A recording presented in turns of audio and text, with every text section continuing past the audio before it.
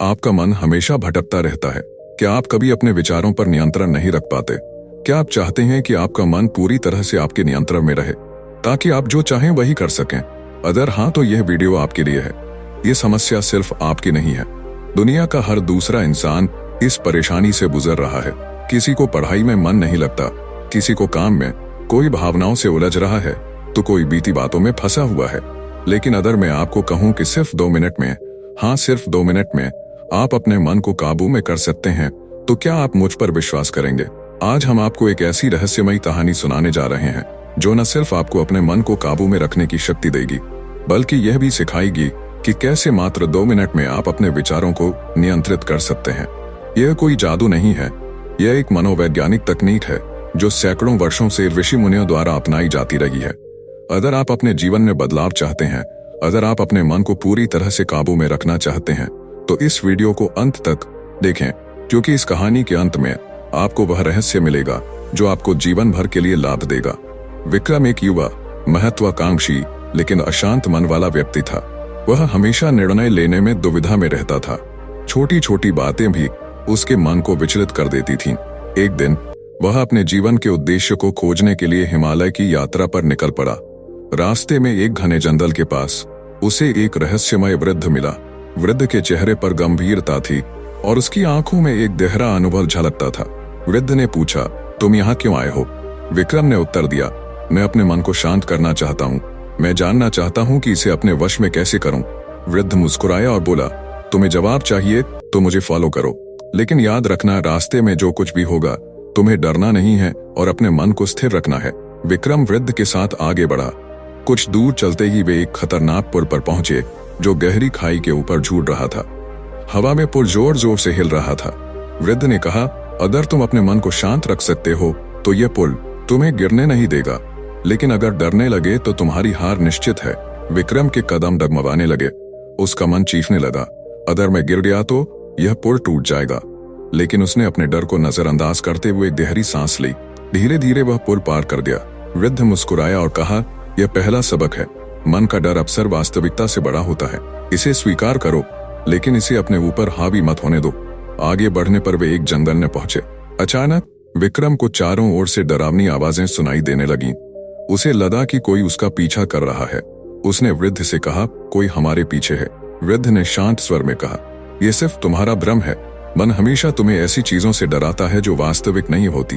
अगर तुम दौड़ने लगे तो यह भ्रम सच हो जाएगा। बस शांत रहो और आगे बढ़ो। विक्रम ने जैसे तैसे अपने डर पर काबू पाया और आवाजों को अनसुना कर आगे बढ़ा। जब वह जंगल के बाहर पहुंचा तो उसने पाया कि वास्तव में कोई भी उसका पीछा नहीं कर रहा था। वृद्ध ने कहा, यह दूसरा सबक है, तुम्हारा मन तुम्हें ऐसी कहानियां सुनाता है जो वास्तविकता से दूर होती हैं। इन्हें पहचानना सीखो। अंत में वे एक अंधेरी गुफा के पास पहुंचे। वृद्ध ने कहा, यह तुम्हारी अंतिम परीक्षा है। इस गुफा में एक खजाना छिपा है, लेकिन इसे पाने के लिए तुम्हें अपने मन को पूर्ण रूप से वश में करना होगा। गुफा के भीतर कई डरावनी चीजें दिखेंगी, लेकिन तुम्हें सिर्फ खजाने पर ध्यान केंद्रित करना है। विक्रम गुफा में घुसा।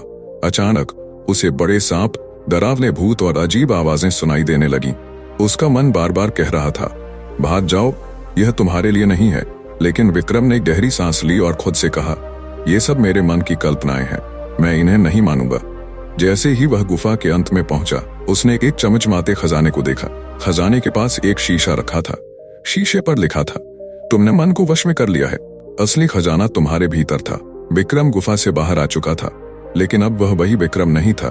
उसके भीतर एक अजीब सी शांति और आत्मविश्वास था। जंगल, पुल और गुफा में जो कुछ भी हुआ, उसने उसे गहरे सबक सिखाए थे। उसने सोचा, अगर मैं अपने मन को वश में कर सकता हूँ तो जीवन में कोई भी कठिनाई मुझे रोक नहीं सकती।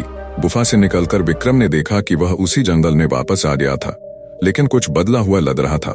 जंगल से गुजरते हुए वह एक छोटे से गांव में पहुंचा। गांव के लोग उसे देखकर हैरान थे। उन्होंने कहा, तुम यहाँ कैसे आए? यह जंगल तो कोई पार नहीं कर पाता। विक्रम ने मुस्कुराते हुए कहा, मैंने डर और भ्रम को हराकर इसे पार किया। गांव का मुखिया, एक बुजुर्ग व्यक्ति, विक्रम की ओर बढ़ा और बोला, क्या तुमने उस गुफा का रहस्य जान लिया? विक्रम ने सिर हिलाया और कहा, हाँ, मैंने वहां जाना सीखा कि मन ही सबसे बड़ी चुनौती है।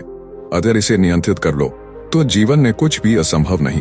मुखिया ने गंभीर स्वर में कहा, यह सत्य है, लेकिन याद रखना, मन को वश में करना केवल शुरुआत है। असली चुनौती इसे शांत और नियंत्रित बनाए रखना है। गांव में रात के समय विक्रम ने महसूस किया कि लोग किसी बात को लेकर चिंतित थे। पूछने पर मुखिया ने बताया कि गांव के पास एक और गुफा है जो श्रापित मानी जाती है। लोग कहते थे कि जो भी उस गुफा में गया वह वापस नहीं लौटा। विक्रम ने उत्सुकता से पूछा, क्या गुफा सचमुच श्रापित है या यह भी सिर्फ डर का खेल है? मुखिया ने कहा, यह हम नहीं जानते, लेकिन अगर तुम सच में अपने मन को वश में कर चुके हो तो तुम इसे भी साबित कर सकते हो। विक्रम ने हिम्मत जुटाई और गुफा में जाने का फैसला किया। गांव के लोग उसे रोकने की कोशिश करने लगे, लेकिन विक्रम ने कहा, अगर डर और भ्रम मेरे मन की उपज है तो यह भी एक परीक्षा होगी। विक्रम गुफा के अंदर गया। वहां का माहौल अजीब और भारी था। अचानक एक कर्कश आवाज गूंजने लगी, तुम यहाँ क्यों आए हो? लौट जाओ, नहीं तो तुम भी मारे जाओगे। विक्रम ने उस आवाज को अनसुना किया और आगे बढ़ा। तभी उसे एक परछाई दिखी जो धीरे धीरे एक राक्षस का रूप लेती जा रही थी।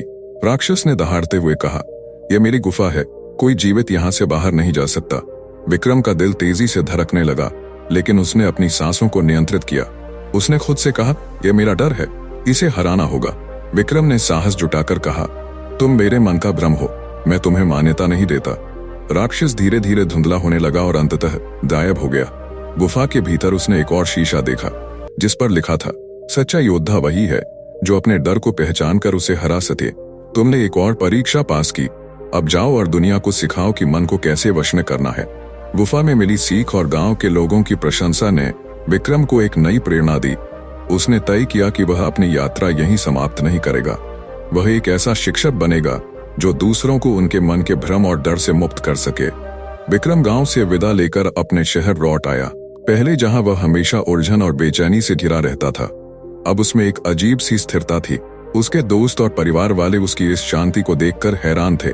उसके पुराने दोस्त जो अक्सर छोटी समस्याओं पर घबरा जाते थे, अब विक्रम से सलाह लेने लगे। एक दिन एक दोस्त ने पूछा, तुम्हारे साथ ऐसा क्या हुआ?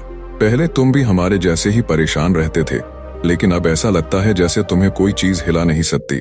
विक्रम मुस्कुराया और बोला, मैंने अपने मन को समझ लिया है और यह हर किसी के लिए संभव है। विक्रम ने अपने अनुभव और बुद्ध के बताए हुए तरीकों के आधार पर एक स्कूल की स्थापना की जिसे उसने नाम दिया मां की शांति। ये स्कूल लोगों को सिखाता था। एक दिन स्कूल में एक नौजवान आया, उसका नाम अर्जुन था। अर्जुन को गुस्सा जल्दी आता था और वह हमेशा दूसरों को अपनी समस्याओं का दोष देता था। उसने विक्रम से कहा, तुम्हारे ये पाठ मेरे किसी काम के नहीं है। मैं हर समय क्रोध में रहता हूं और इसे रोक नहीं पाता। विक्रम ने शांत स्वर में कहा, तुम्हें एक काम करना होगा, पास के जंगल में जाओ और एक ऐसी चीज ढूंढ कर लाओ जो तुम्हें डराए या तुम्हें गुस्सा दिलाए, उसे मुझ तक लेकर आओ। अर्जुन को यह काम अजीब लगा, लेकिन वह राजी हो गया। अर्जुन जंगल में गया। उसने वहां एक बड़ा पेड़ देखा जिसकी शाखाएं अजीब तरीके से हिल रही थीं। पहले तो उसे डर लगा, लेकिन पास जाकर उसने देखा कि हवा ही उसकी शाखाओं को हिला रही थी। उसने खुद से कहा, यह तो मेरा भ्रम था, इसमें डरने की कोई बात नहीं। आगे बढ़ते हुए उसे एक जंगली जानवर दिखा। अर्जुन को गुस्सा आया कि जानवर उसकी ओर क्यों देख रहा है, लेकिन उसने फिर खुद को शांत किया और सोचा, यह जानवर अपने स्वभाव से मुझे देख रहा है, इसमें मेरा क्या दोष। जब अर्जुन वापस लौटा तो उसने विक्रम से कहा, मुझे समझ आ गया, डर और गुस्सा मेरे भीतर ही थे। जंगल में ऐसी कोई चीज नहीं थी जो मुझे नुकसान पहुंचा सकती थी, मैं ही हर चीज को बढ़ा चढ़ाकर देख रहा था। विक्रम ने कहा, तुमने अपना उत्तर पा दिया है। जब भी तुम गुस्सा या डर महसूस करो तो इसे अपने भीतर देखो, बाहर नहीं। इसे पहचानो और इसे जाने दो। यही मन को वश में करने का मार्ग है। विक्रम की तरह हर व्यक्ति को यह समझना होगा कि मन को वश में करना कोई एक दिन की बात नहीं, बल्कि निरंतर अभ्यास और दृढ़ता का परिणाम है। वीडियो कैसी लगी कमेंट करके जरूर बताएं, और अगर कहानी अच्छी लगी तो वीडियो को लाइक और चैनल पर नए हो तो चैनल को सब्सक्राइब जरूर करें। तब तक के लिए धन्यवाद। मिलते हैं अगले वीडियो में। आपका दिन शुभ हो।